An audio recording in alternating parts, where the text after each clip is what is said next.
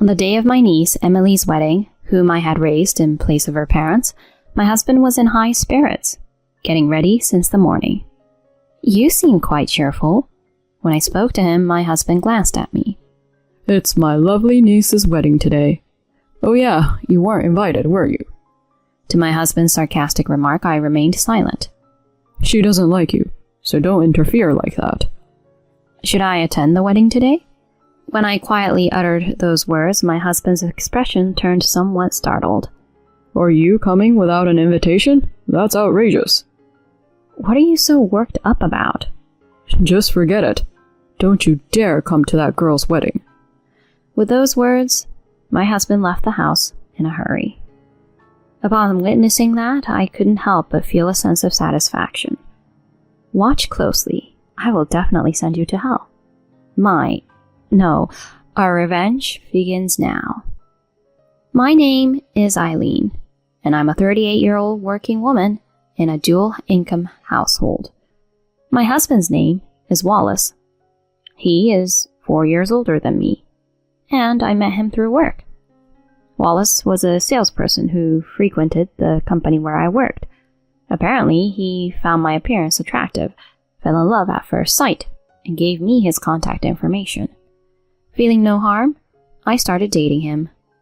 After a year of dating, Wallace proposed. The first person I shared the news with was my niece, Emily, who was 17 at the time. "Emily, he proposed to me. I think I'm getting married." "Really? Good for you, Mom." "But if that happens, I'll be leaving the house, and I might not be able to take care of you as much, Emily." "Mom, I'm already 17. Don't worry about that and just be happy." I embraced Emily, shedding tears. There's a reason why Emily calls me Mom. I've been raising her in place of my sister, who is 5 years older than me. My sister Camilla was flamboyant and uninhibited compared to my reclusive personality. Despite our similar appearances, our personalities were complete opposites.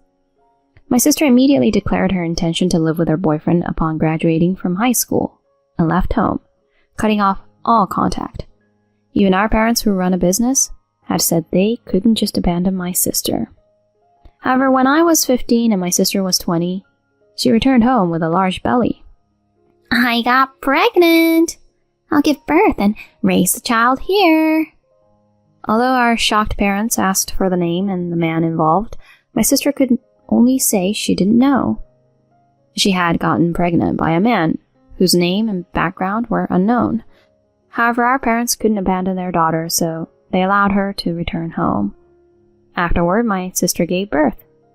The newborn girl was named Emily. However, right after giving birth, my sister says something unexpected. "I can't take care of Emily because I have to go to work." Once again, both my parents and I were astonished. "We'll take care of you for a while, so focus on childcare." Despite my parents' announcement, my sister didn't change her opinion. "I've already decided on a job." "You can work at our company." My sister rejected our father's proposal. "I don't want to work for my parents' company. I want to work properly for Emily." Once those words were spoken, even my parents couldn't oppose her. My sister continued speaking. "So, Eileen, you should take care of Emily." "Huh?" "Emily can go to daycare, and Eileen can take care of her during the rest of the day." "Well then, that's that." In the end, unable to do anything, I ended up taking care of Emily. While my sister lived in the same house, she would leave in the early afternoon and return late at night, not taking care of Emily at all during that time. Therefore, with the help of my parents, I diligently raised Emily. I handled drop-offs and pickups to and from the daycare, often taking her to parks and reading her picture books. This way I managed parenting alongside my high school and college life. When Emily entered elementary school, I was a fourth-year university student. One day, on a holiday, I took her to a shopping mall. When we passed by a store that offered matching outfits for parents and children, a salesperson approached us. "How about it? Since you're a young mother, matching outfits would suit you both." I briefly hesitated on whether to explain that I was Emily's aunt. Then Emily spoke up. Mom, let's buy matching clothes. Huh? Emily, I'm your aunt, not your mom. I've actually wanted to call you that for a long time. Is it not okay? Certainly, joy welled up in my heart. For me, Emily had truly become like a daughter.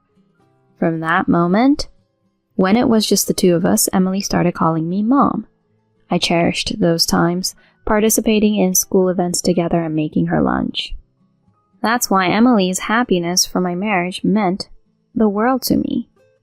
I continued with her, saying, "Next time, I'll bring my partner." If it's someone chosen by Mom, they might become like a dad to me. Maybe. On the day we brought Wallace to my parents' home, we welcomed him together with my parents, sister, and Emily. However, when Wallace entered the living room, he inexplicably widened his eyes and dropped the gift he brought onto the floor. "Hey, Wallace, what's wrong?" Wallace seemed to snap back to reality with a start. I might have been a bit too nervous." No need to be so nervous. From there, the conversation proceeded smoothly. During the conversation, my father said to Wallace, "Ideally, I'd like a male successor for our company. If Eileen and your child happen to be a boy, we'd love for him to take over. If that doesn't happen, you might have to inherit it." My father had traditional views, emphasizing blood ties and a male heir. That's why I chose not to join my father's company and instead found employment in a different major corporation. On the way back, Wallace had a serious expression. "Don't take what my dad said too seriously, okay?"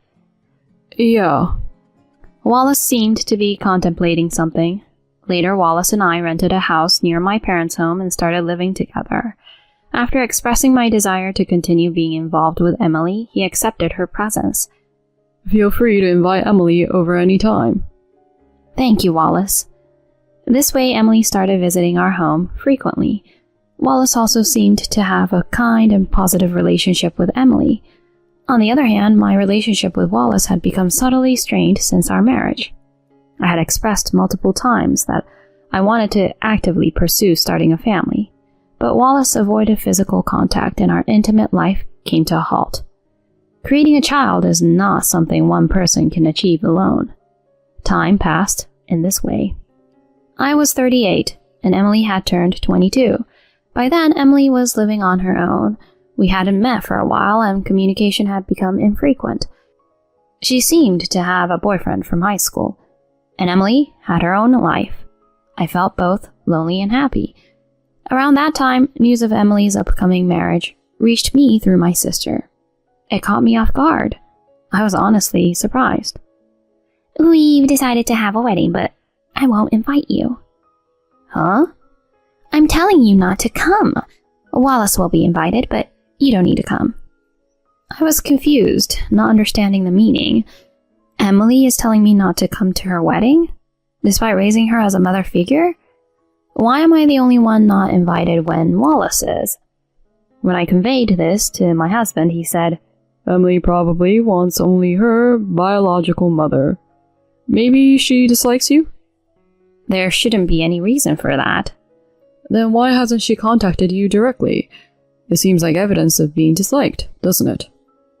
I was at a loss for words. It's true, I haven't heard from Emily, who lives alone in a distant place, for over 6 months. Has Emily truly come to dislike me? "I'll be there to see Emily in her bride's attire, so don't come to the wedding." With emphasis, Wallace delivered this message. I couldn't sleep that day due to the shock.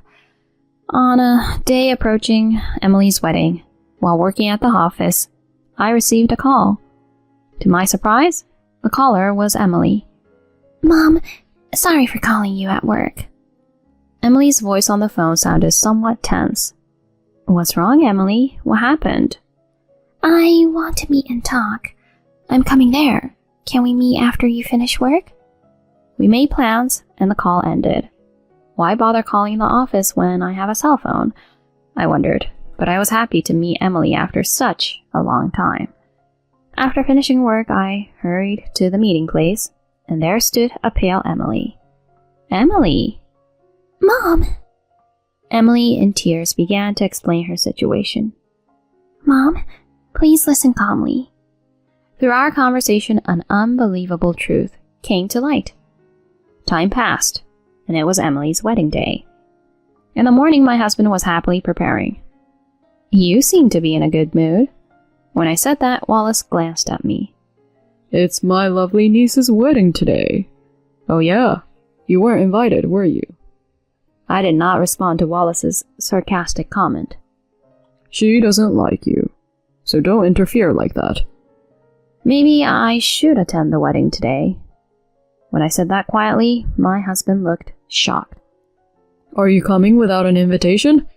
That's outrageous. That's outrageous. What are you so worked up about? Just forget it. Don't you dare come to that girl's wedding. With that, Wallace left the house hastily. Inside, I felt a sense of satisfaction. Watch, I'll definitely send you to hell.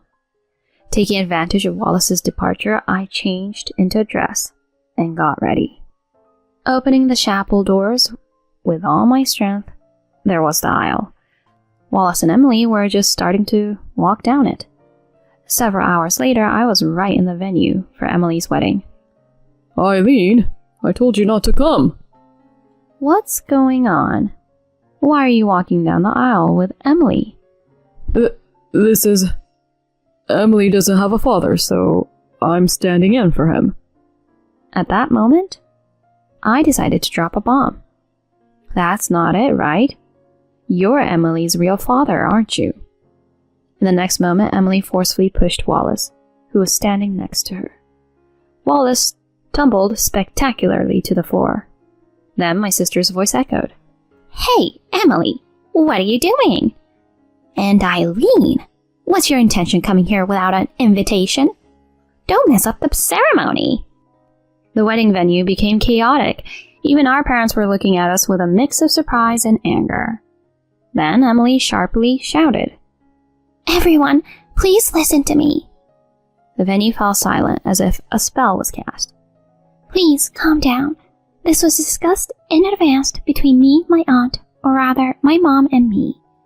We have the groom's permission as well. The groom approached Emily, who was wearing a wedding dress, and wrapped his arms around her shoulders. He nodded at both Emily and me. At that moment, our father walked towards us with a pale face. Wait a moment. Eileen mentioned earlier that Wallace is Emily's biological father. What does that mean? I don't understand. Emily responded to this. First, listen to this. I immediately played the voice recorder at high volume. Well, I was surprised at first. I never thought my fiancé's sister was my ex. I was surprised too. I really liked you back then.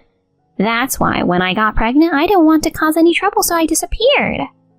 Hey, am I the only one you liked back then? Even now, of course I still like you. I can't imagine being with anyone else but you, Wallace. This was an ugly conversation between my husband and sister. Wallace and my sister's faces turned pale simultaneously. The recorded conversation continued. Looking forward to Emily's wedding. Yes, let's send her off with her real parents. Leave the troublemaker at home. Even though she's a troublemaker, you can't get a divorce, right? Our relationship and the fact that you're Emily's father can't be revealed. Yeah, and I have to inherit your father's company. That's why I didn't want to have kids with her. In the future, I'll be the president. If that happens, let's kick out Eileen and live happily together. Saying this, the two of them laughed crudely. I stopped the playback and spoke up. As you just heard, Emily's father is my husband, who is also the uncle of the bride. They are still in a relationship. They even made plans to take over the company. Upon hearing this, all the participants turned pale. Then Emily spoke up. These two fabricated lies about us disliking each other just so they could have the wedding to themselves. They even made me delete my contacts from my phone. The revelation came to light on the day I reunited with Emily. My sister had been feeding Emily lies, claiming that I considered her a nuisance, and that's why we couldn't contact each other.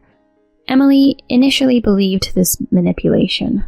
However, one day Emily overheard my sister talking to Wallace on the phone. Understanding the true nature of their relationship from the conversation, Emily contacted my company and came to meet me.